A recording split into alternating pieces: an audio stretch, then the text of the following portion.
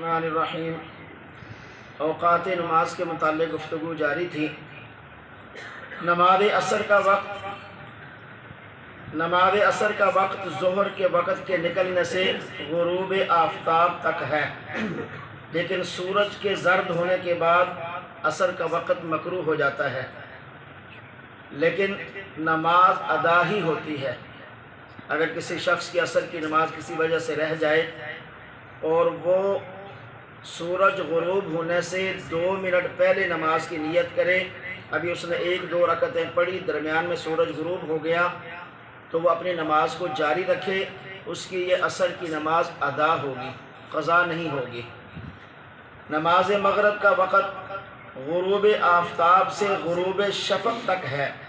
इमाम अबू हनीफ़ा रहमतुल्लाह के नज़दीक शफ़क़ से मुराद सफ़ेदी है मग़रिब के बाद, और ये तकरीबन कोई 45 से 50 मिनट तक ये रहती है। और बाज़ के नज़दीक जो है वो किसी वजह से आदमी सफ़र की वजह से, शादी ब्याह या कोई और ऐसी मजबूरी हो, तो ये मग़रिब गुरूब से लेकर तकरीबन 1.25 घंटा तक वो मग़रिब की नमाज अदा पढ़ सकता है, छोड़नी नहीं चाहिए। सुस्ती की वजह से उनका टाइम ही गुज़र गया। हाँ जी, असर का टाइम अभी फ़र्ज़ को कोई आधा घंटा ही गुज़रता है। हाँ जी, तो वो बस नमाज़ पढ़ने आए मस्जिद में या कहीं, ओहो उनका टाइम ही गुज़र गया है, चलो जी केक कमारी तो हो गई। मसला पूछ लेना चाहिए। नमाज़ों के औक़ात जो है ना वो इतने तंग नहीं होते कि आदमी सुस्ती की वजह से वो छोड़ ही दे बिल्कुल। मसला पूछेंगे तो इंशाअल्लाह उससे फ़ायदा होगा। नमाज इशा का वक्त गुरूब शफ़क़ से 1/3 तक मुस्तहब और अफजल है, और निस्फ़ शब तक मुबाह है और बग़ैर कराहत के, और उसके बाद तुलुए फ़जर तक कराहत के साथ नमाज अदा होगी। नमाज इशा जो है वो सुबह फ़जर के टाइम शुरू होने से पहले पहले तक पढ़ी जा सकती है। बस फ़र्क ये है कि रात को 3 हिस्सों में तकसीम कर दें, पहले हिस्से में पढ़ना अफजल, दूसरे में मुबाह या जायज़, और तीसरे में मकरूह, लेकिन नमाज अदा ही होगी, क़ज़ा नहीं होगी। किसी वजह से आदमी हाँ जी आँख लग गई, सो गया, सफ़र में था, कोई भी वजह, शादी ब्याह पे था, वलीमे पे था, 2 बजे 3 बजे घर पहुँचा, देखा अभी तहज्जुद का टाइम है या फ़जर का टाइम शुरू नहीं हुआ, फ़ौरन नमाज़ पढ़ ले। कम अज़ कम 4 फ़र्ज़ और 3 वितर, इसके बगैर तो गुजारा ही नहीं है। जैसे खून के बगैर जिस्म का गुजारा नहीं है, रूह के बगैर जिस्म का गुजारा नहीं है, ऐसे ही। और एक और भी जो है ना ये अग़लातुल अवाम में से है कि फ़जर मग़रिब की नमाज के बाद तो सोने का टाइम नहीं होता आम तौर पे। अगर किसी की आँख लग जाए किसी वजह से, तो वो जिस टाइम भी उठे रात को फ़जर शुरू होने से पहले पहले वो फ़जर की नमाज़ पढ़ ले, इशा की नमाज़ पढ़ ले। हाँ जी, ये सोने से नमाज वो ज़ाया नहीं होती। एक डॉक्टर साहब हैं अच्छे भले, उन्होंने एकदम मुझे फ़ोन किया जी, वो मग़रिब के बाद आँख लग गई तो पता चला कि भाई आप इशा की नमाज़ नहीं हो सकती। ऐसी कोई बात नहीं है, आँख लगे ना लगे, आँख का अपना काम है और नमाज का अपना वक्त है। तो नमाज इस तरह साक़त नहीं होती, ख़त्म नहीं होती। फ़जर का टाइम शुरू होने तक आप उसको पढ़ सकते हैं आराम से।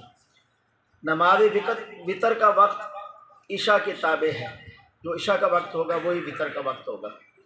नमाज जुमा का वक्त ज़ोहर के मुताबिक, जो ज़ोहर का टाइम है वही नमाज जुमा का वक्त है। नमाज ईदैन का वक्त जब अच्छी तरह सूरज तुलू हो जाए, निकल जाए, तो उसके बाद शुरू हो जाता है और दोपहर तक रहता है। ज़वाल से पहले पहले तक नमाज ईद पढ़ी जा सकती है।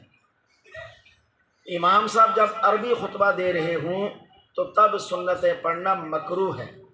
अरबी खुतबा शुरू हो जाए, सुन्नतें नहीं पढ़नी चाहिए। और उर्दू जो खुतबा है उसमें भी कोशिश करनी चाहिए कि सुन्नतें एक साइड पे पढ़ें, किनारे पे पढ़ें। आप ऐसे वक्त पे आए हैं, देखा अभी इमाम साहब खुतबा शुरू करने लगे, कहीं भी हूँ तो लोग बिल्कुल मिंबर के सामने ही, अल्लाह अकबर, अब किधर से इमाम गुजरे पढ़ने के लिए, या वो कैसे सामने रुख करके वो बयान शुरू करे, सामने बाबे और पाजी और नमाज़ पढ़ रहे हैं। ये होते हैं समझ, अखलाकियात, कि ये पता हो कि हमने कहाँ खड़ा होना है, कहाँ नमाज़ पढ़नी है, کیا طریقہ ہے، کسی کو ہماری نماز پڑھنے سے کوئی پریشانی تو نہیں ہو رہی، ان ساری چیزوں کا خیال رکھنا ایک مسلمان کی ذمہ داری ہے۔ تو آئیں آپ ایک سائڈ پہ پڑھنے کھڑے ہو کے، پھر آرام سے آدمی سننا شروع ہو جاتا ہے۔ بہرحال اسی طریقے سے عیدین کی نماز سے قبل، چھوٹی اور بڑی جو ہوتی ہے، اس سے پہلے صبح فجر کے بعد سے عیدین، عید کی نماز پڑھے درمیان کسی طرح کے کوئی بھی نفل، چاہے وہ گھر ہوں یا عیدگاہ میں ہوں، پڑھنا مکروہ ہے۔ اور عید کے بعد عیدگاہ میں یا مسجد میں پڑھنا مکروہ ہے، گھر میں جا کے پڑھنا جائز اور درست ہے۔ اور اگر اس دن کی فجر رہ گئی ہو تو وہ پڑھ سکتے ہیں، لیکن وہ بھی کوشش کرنی چاہیے کہ گھر میں پڑھیں، مسجد میں آ کر نہیں، دیکھا بڑے سمجھیں گے پتہ نہیں کی کر رہا ہے، تو یہ مناسب نہیں ہے۔ اللہ پاک ہمیں مسائل دینیہ سیکھ کر، سمجھ کر اعمال صالحہ بجا لانے کی توفیق نصیب فرمائے۔